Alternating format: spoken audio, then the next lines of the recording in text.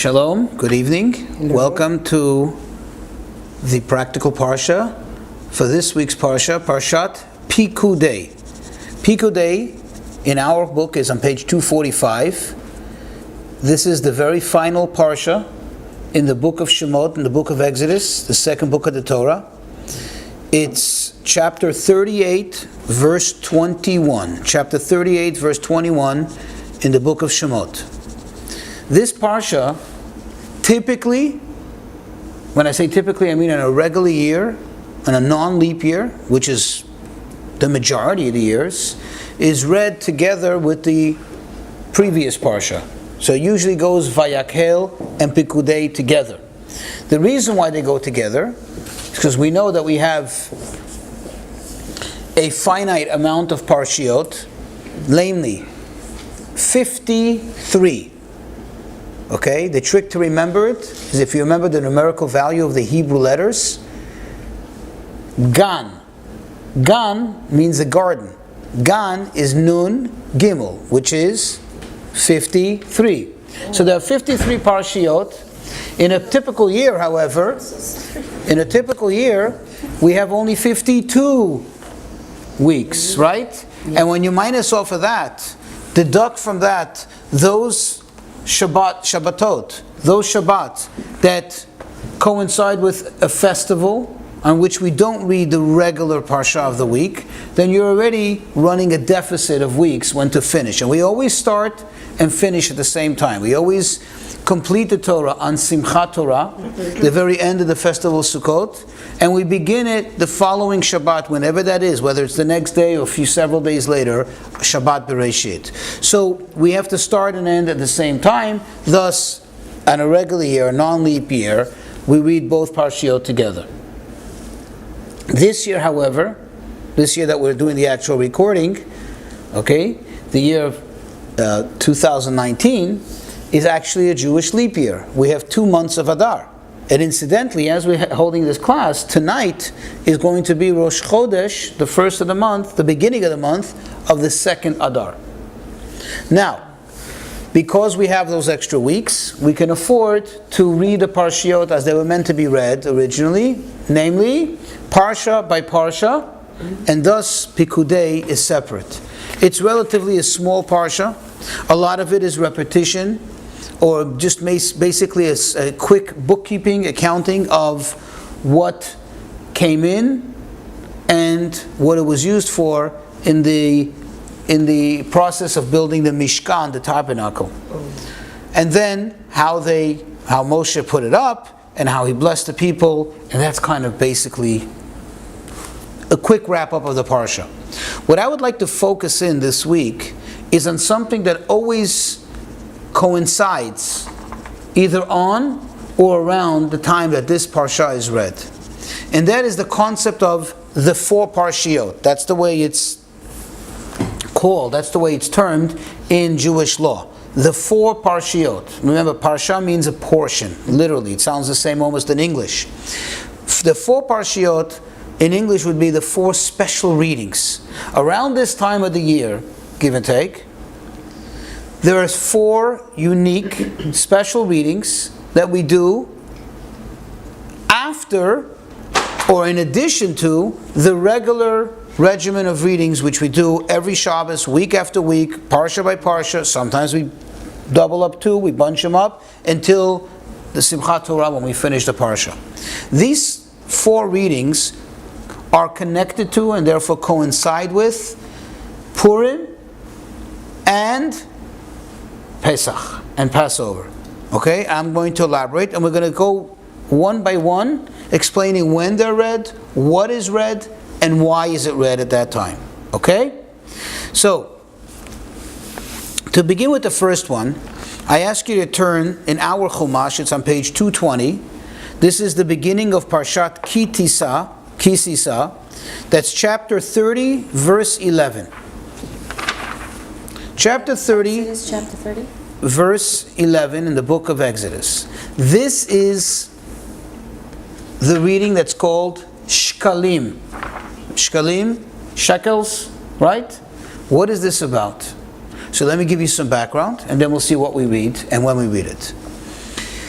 In the times of the Holy Temple, in the times of the Bet HaMikdash, every Jew, especially males, was obligated to actively participate, in the expenditure of the communal sacrifices. When I say communal sacrifices, what are we talking about? Communal sacrifices was a daily regimen in the morning and in the evening, in the afternoon, of a sacrifice that was offered alongside with libations and the meal offering on behalf of all the Jewish people.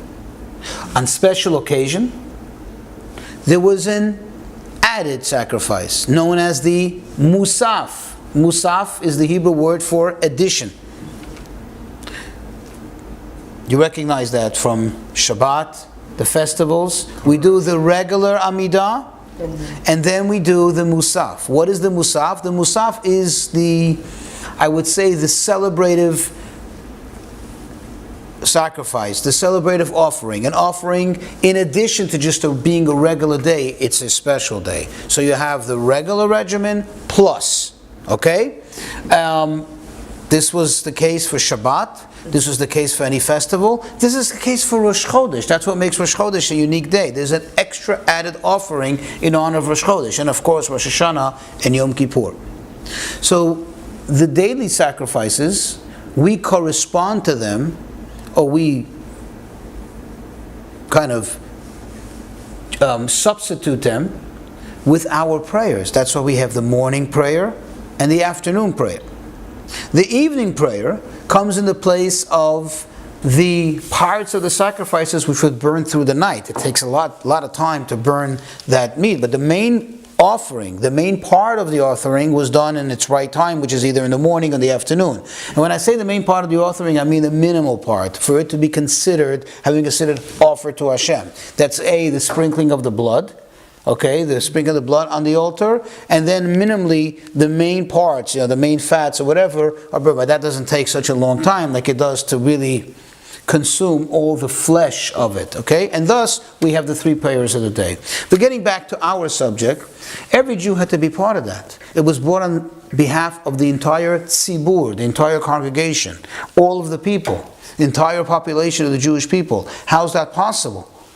Well, for it to be possible, every Jew, and this is dictated by the Torah, had to bring an equal amount of money, an equal share, and we'll see soon, the Torah says, the rich should not give more, and the poor should not give less. Everybody was equally involved.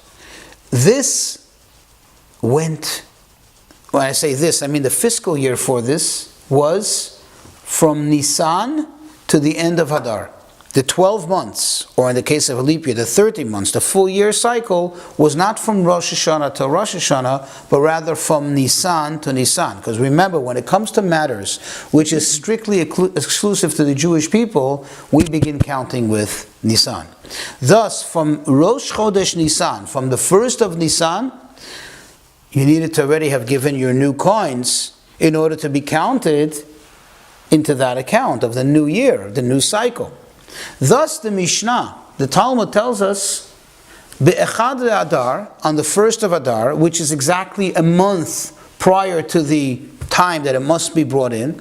I don't want to use the word deadline. The Rebbe was very much against using the negative term, deadline.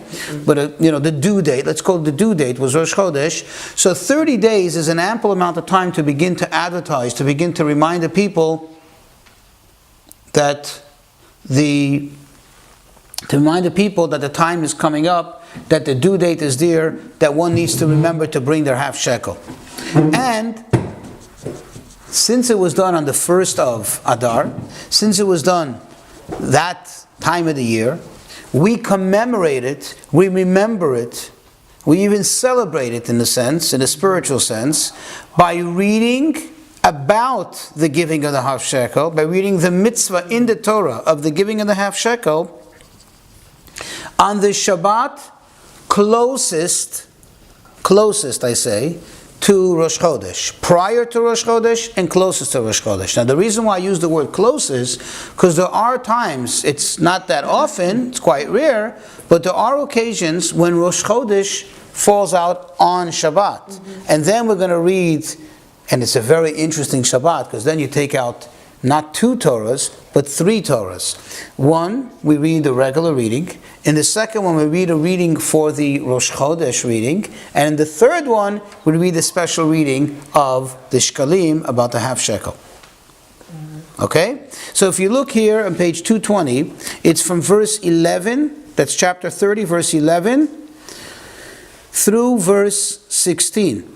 Okay? You see it speaks about giving the half shekel, right? And it says that everybody should give exactly this, exactly a half shekel, anybody from the age of 20 and above. In truth, it really applied also to anyone over bar mitzvah, had to be, this is only the first time around, but anyone from the age of the bar mitzvah and up had to be part of it, and would have to give the half shekel.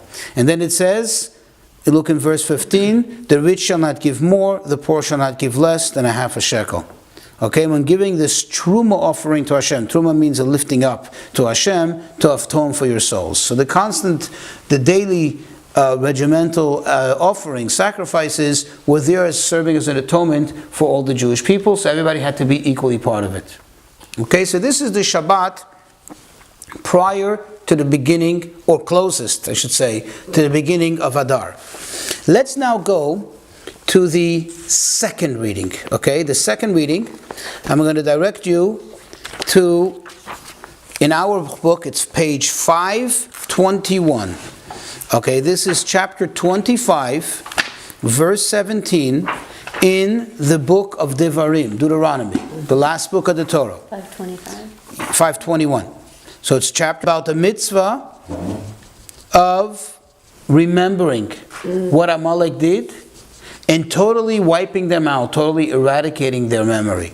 Which is an interesting, sounds like an interesting oxymoron. How can you remember them and totally eradicate their memory? Okay, we mean to eradicate their existence, but to remember what they've done and to always be vigilant about it. Okay? What is this reading about? It's obvious. It's about the very first enemy of the Jews, which represents the epitome of anti-Semitism, of that element that is just seeking to harm the Jews, is just seeking to hurt the Jewish people for no good reason, and with no good reason, with no real objective, because they knew that they're not going to win. They knew it, but their hatred was so strong, was so passionate, that they could not help themselves, really. Okay, and that's really typical for most hating people. They just can't help themselves, because they really, what are you going to do? You really think you're going to throw, you're going to throw a stone, one stone at the White House, and the whole White House is going to crumble? Really? Like, really? That's what's going to happen? Right? If anything, you're going to crumble, correct? But the hating person is so engulfed, is so consumed with their hatred that they become crazy. They can't think rationally. And that's Amalek, okay? When do we read it, and why do we read it then? We read it on this Shabbat closest, which is prior to Purim. Now, unlike the first reading that I said, sometimes it can coincide with Rosh Chodesh Shabbat. Purim will never fall out on Shabbat. The way our calendar is designed, Purim will never fall out on Shabbat. Thus, it's always the Shabbat prior to Purim. What is the connection between this reading and Purim?